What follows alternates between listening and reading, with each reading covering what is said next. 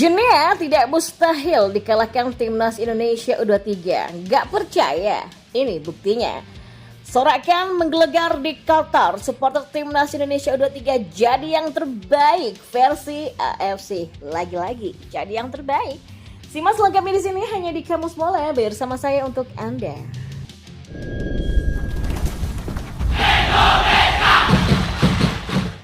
Ya, banyak yang bilang kalau Junia akan menjadi lawan super berat bagi timnas Indonesia U23. Tapi ternyata performa Junia tidak sebagus itu. Timnas U23 Indonesia masih berjuang untuk mencapai impian berlaga di Olimpiade Paris 2024. Peluang ini tersaji setelah Garuda Muda melaju ke babak playoff, di mana mereka akan menghadapi Junia di Centre National de Football Clairefontaine, Paris pada Kamis 9 Mei nanti. Pertandingan ini menentukan siapa yang akan mengamankan satu tempat terakhir di ajang Olimpiade mendatang. Kalau kalah, maka Garuda Muda harus memupus mimpi untuk bisa mentas di Olimpiade 2024 Paris. Ya, banyak penilaian yang mengatakan kalau Junia tidak lebih jago dari lawan-lawan timnas Indonesia U23 seperti Uzbekistan dan Irak. Kekuatan fisik sampai materi pemain Junia memang sungguh mengagumkan.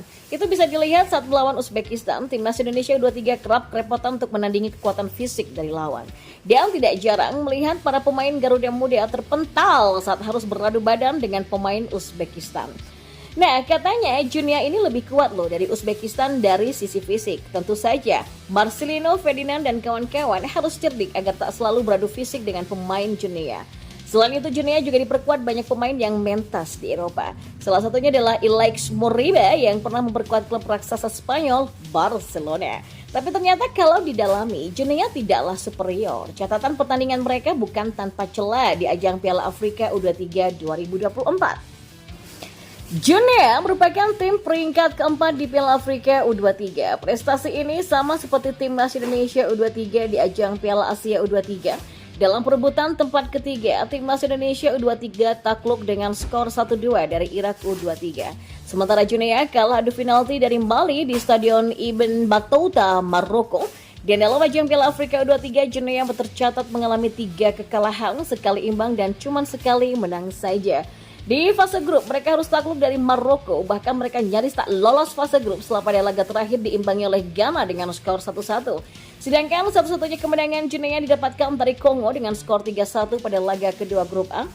Ya, dari prestasi di fase grup, skuad besutan Sinteyong jelas lebih unggul, pasalnya mereka mampu meraih 2 kemenangan dan sekali kekalahan. 2 kemenangan ini didapatkan dari tim kuat seperti Australia dan Yordania. Data ini pun menunjukkan kalau Junia bukanlah tim yang sempurna. Mereka masih bisa dikalahkan.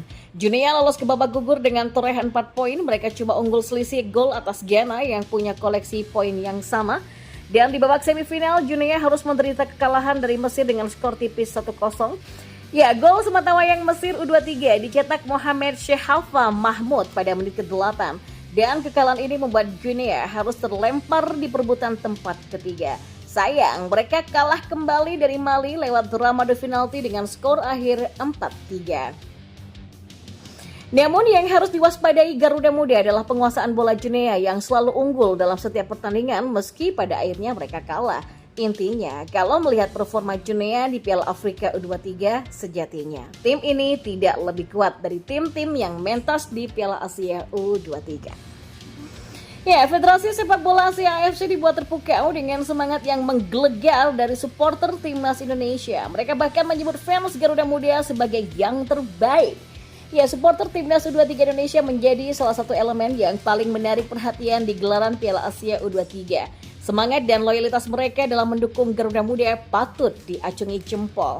Sepanjang turnamen, supporter Indonesia selalu hadir dalam jumlah yang besar dan mewarnai stadion dengan lautan merah.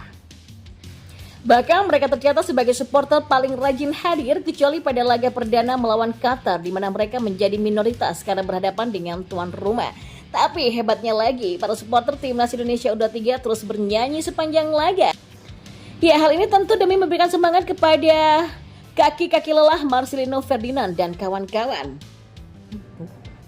Ya, Konfederasi Sepak Bola Asia atau AFC pun mengakui antusiasme luar biasa para supporter Indonesia.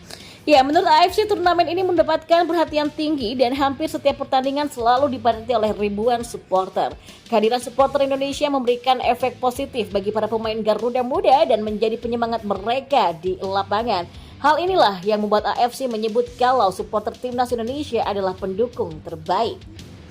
Semua tim punya penggemar yang loyal untuk pendukung mereka dari bangku penonton. Tapi supporter Indonesia adalah yang saat ini menjadi pendukung yang paling bersemangat, kata AFC. Ya, meskipun Garuda Muda gagal lolos ke Olimpiade 2024, tapi perjuangan para supporter patut diapresiasi. Mereka sudah memberikan dukungan penuh kepada tim kesayangan mereka di setiap pertandingan. Pada laga penentuan nasib melawan Guinea di playoff Olimpiade 2024, perjuangan para supporter Indonesia sedikit berbeda. Ya, pertandingan tersebut digelar tertutup dan tanpa dihadiri penonton, tapi semangat mereka tetap berkobar dan memberikan dukungan dari layar kaca. Ya, semoga saja dengan dukungan yang besar dari supporter Indonesia, maka mimpi melenggang ke Olimpiade 2024 Paris bisa terwujud oleh Garuda Muda. Ya, dua mantan pesepak bola legendaris Italia yakni Roberto Mancini dan Fausto Salzano mengaku tertarik dengan performa 4 pemain timnas U23 Indonesia. Roberto Mancini dan Fausto Salzano mengaku tertarik dengan performa 4 pemain timnas U23 Indonesia. Hal ini dibagikan oleh staf tenaga ahli Menpora khusus atlet diaspora Hamdan Hamedan lewat Instagram pribadinya. Ya, Hamdan mendapatkan kesempatan mengobrol dengan dua sosok yang menjadi pelatih dan direktur teknik timnas Arab Saudi itu ketika timnas U23 Indonesia melawan Irak dalam perebutan tempat ketiga Piala Asia U23 2024. Ia bangga, kata Hamdan Hamedan membuka tulisan di Instagram.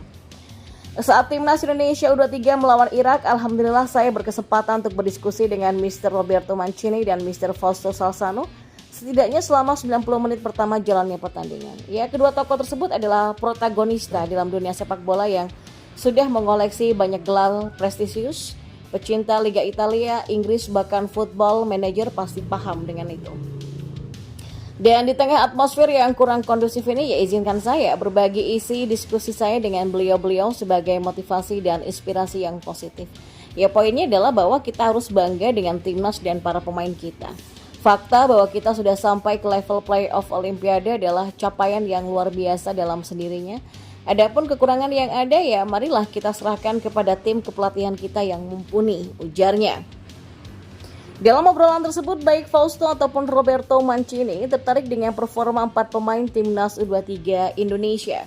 Pada awalnya ia hanya menyebut nomor punggung sang pemain, tapi Hamdan Hamedan mencoba membantu menuliskan nama-nama pemain tersebut. Ya, secara umum Indonesia bermain baik. Yang menonjol adalah nomor 7, 10, 6, dan 23. Boleh kamu bantu saya menulis nama mereka? Kata Salzano dan Mancini. Ya, keempat pemain yang dimaksud adalah Marcelino Ferdinand dengan nomor punggung 7, Justin Hubner dengan nomor 10, Ivar Jenner dengan nomor 6, dan Nathan Choaon dengan nomor 23.